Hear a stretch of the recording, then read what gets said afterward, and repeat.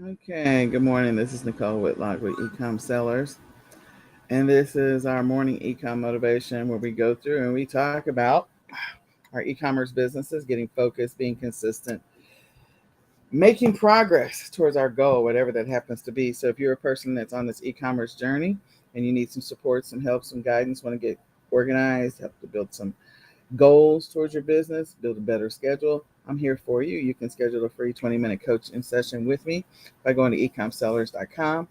And if you haven't already done so, we encourage you to grab the ecom planner because it's going to help you to get organized as you prepare for Q4. So, with that being said, my passion is helping people on this journey. And our topic today is about productivity, actually, focus, not productivity. And we are like not quite, I guess, sort of at the halfway mark because the real crux of everything that we do for Q4 happens in December. So technically, we could say we're at the halfway mark, even though it is not halfway through the year yet. We're at the end of Q2. So if you haven't thought about that, I want you to think about that because next month starts the beginning of Q3. And if you haven't put together your game plan, your strategy, if you haven't gotten focused in your e commerce business, then you might be a little behind the eight ball, or you may not be able to experience your full earning potential in Q4. So I think this is the best time to get started preparing for Q4. So we're talking about, we're live on Clubhouse. We're also live in the e-commerce planning Facebook group. And we're looking at an article that has to do with being focused, getting focused, staying focused. And it comes to us from Act Time or ActiTime. I've never heard of that. But anyway, actitime.com, ACTI time.com. And we're going to go through their 15 tips to help you with entrepreneurs' best tips to stay focused. So I don't know. We'll see if this is helpful or not. I want to go into a couple of other articles or just go into my own list of things that I do to prepare for Q4. But it's always nice to get someone else's perspective to see if there's some tips here that will actually help us get focused and get ready to be prepared to work. So the first tip that they have is silence your phone and notifications. Absolutely. If you didn't participate in last Monday's session where I talked about Tiffany Haddish's productivity hacks, one of the first things she does is in the morning she turns her phone on silent so she can focus, so she can get up, meditate, and prepare her mind for the day. So I agree that you should have dedicated time where you turn off your notifications, you put your phone on silent or do not disturb, and so that you have the opportunity to focus in your business. Number two, designate a distraction-free space for work. Yes, I think clearing your workspace and being prepared to whatever it is, game plan what your strategy is going to be for Q4 or for now for Q3, because there's things that you'll do in Q3 that will help lay the foundation for your success in Q4. So have a designated distraction-free workspace. That may mean telling your kids, your family, your husband, look, this is my workspace. This is my area. Please don't bring your toys in here. Don't bring your stuff in here. Don't lay, your cups. My kids come in my office all the time and put their cups and plates on my desk. I'm like, no, no, no, this is not the place. So yes, finding that space and making sure that you keep it clear so that you can think clearly is also helpful. Number four, employ website blockers. Might be helpful. Depends. I mean, if I'm in the middle of product research, I don't want things to pop up, but there might be certain sites where something needs to pop up in order for me to be able to potentially log in or whatever. So you can figure out whether or not that's going to be useful to you or not. But website blockers can help so that you don't have all those pop-ups while you're trying to have that focused time on your business and getting the things done that you need to do. Number four is divide working time into manageable blocks. I talk about time blocks all the time. That is the only way that I'm able to get any of the stuff that I get done. Well, it's not the only. It's probably like the majority of the ways I get. I have a lot of other strategies that I employ, but time blocks are absolutely one of the best ways for me to stay focused and have dedicated time to a specific task, activity, or whatever it is I'm getting ready to do. Number 5, use the Pomodoro technique. Again, when you're using time blocks, breaking it up into intervals so that you can get up, move around, get the blood circulating, go get a cup of water, go up and down the stairs, go to the restroom, whatever, so that you can come back and refocus. I do find, especially with my son who's working with me this summer, that allowing him the opportunity to get up and move and then work has been helpful. And that is an ADHD technique. So if that works for you, if you think maybe you are self diagnosed with ADD or ADHD, you might try that technique for yourself. If you find yourself sitting at your desk and staring off into space or being easily distracted by other stuff, that may actually help you to get up and move and then go sit back down. Number 6 is to find the most productive hours.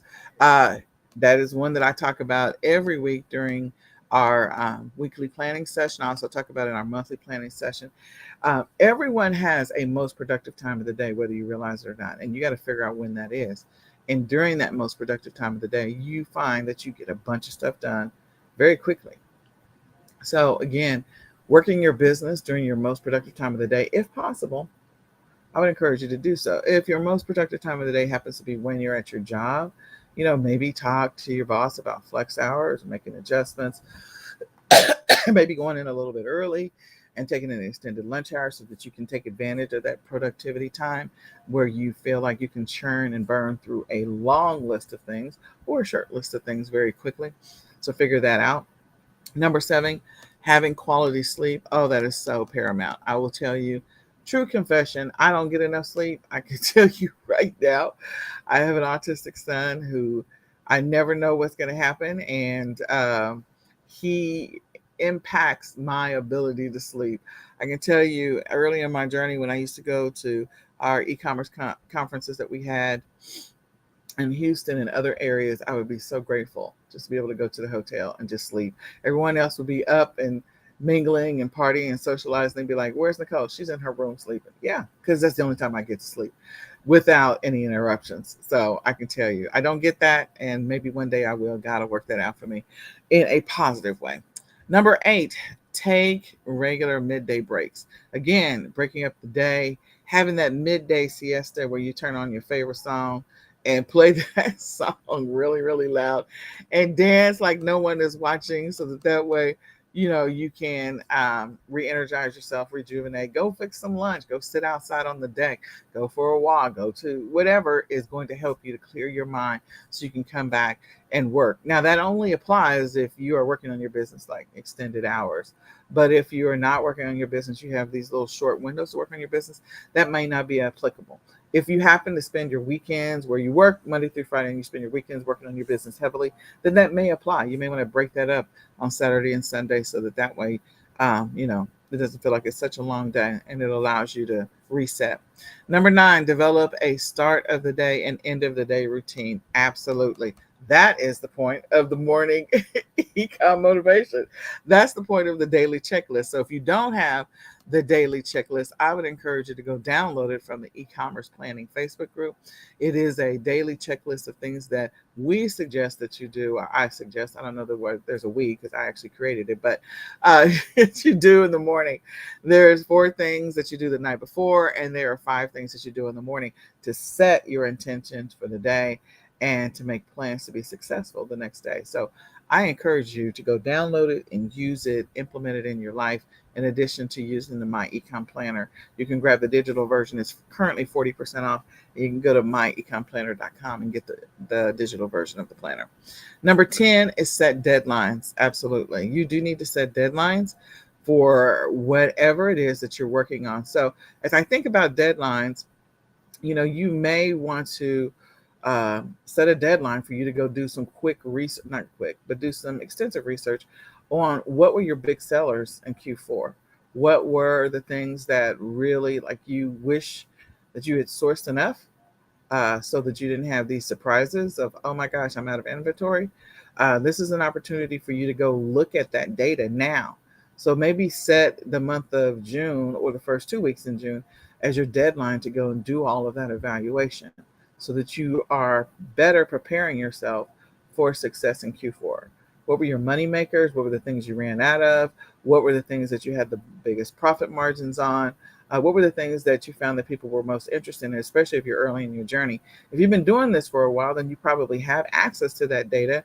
And so if you're new, you may not have access to that data. You may just want to go use Google as your friend and go do some research about Q4, the things that are selling, the things that people that they are marketing to people for Q4.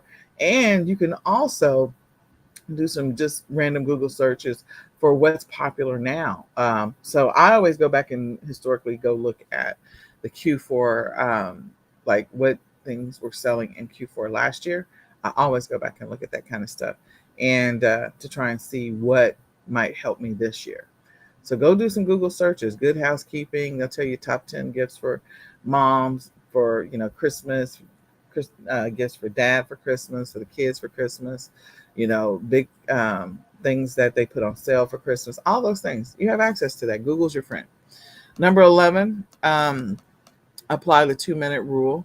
So if you do have to go look at anything that's really going to impact your ability to stay focused, only spend no more than 2 minutes on it, so that way you can go back and focus on the things that are actually going to be income producing.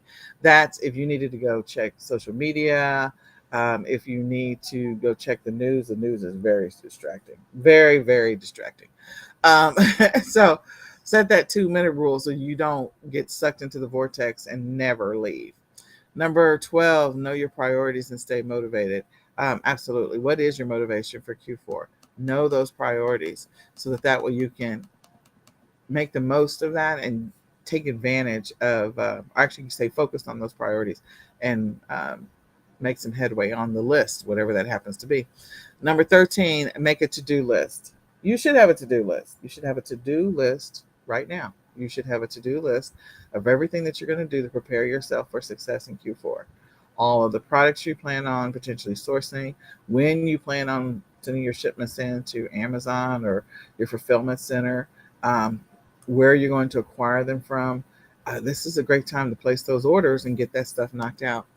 And, I would say actually April may have been a better time because sometimes you have problems with the supply chain, which brings us to number 14, plan ahead. So if you feel like you're a little behind the 8 ball now, make sure you put this on your agenda for next year, for next April. Start thinking about Q4 in April.